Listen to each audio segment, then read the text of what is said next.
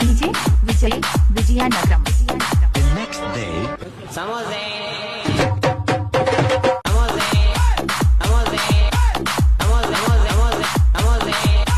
DJ Vijay Vizianagaram. ఉడుకుకోసారి దొరకాల చెప్పు దెబ్బలు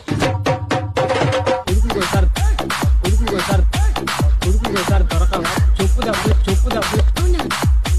ఎవడు డీజే విజయ్ విజయనగరం. సానం కానీ వెళ్ళా అని వినిపించింది.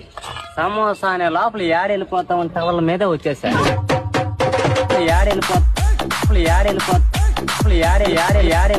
ఏడెళ్ళిపోతామని టవల మీదే వచ్చేసా.